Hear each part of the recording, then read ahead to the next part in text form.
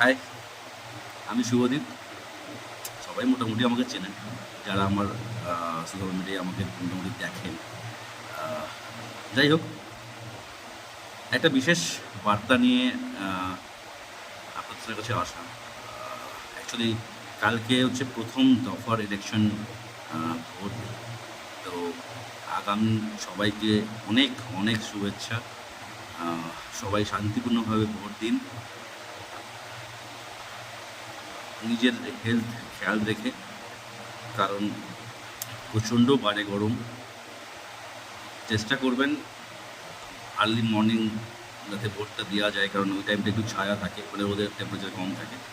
তো যাই হোক, অনেক অনেক ভালোবাসা, অনেক অনেক শুভেচ্ছা, অনেক অনেক ব্লাশিং।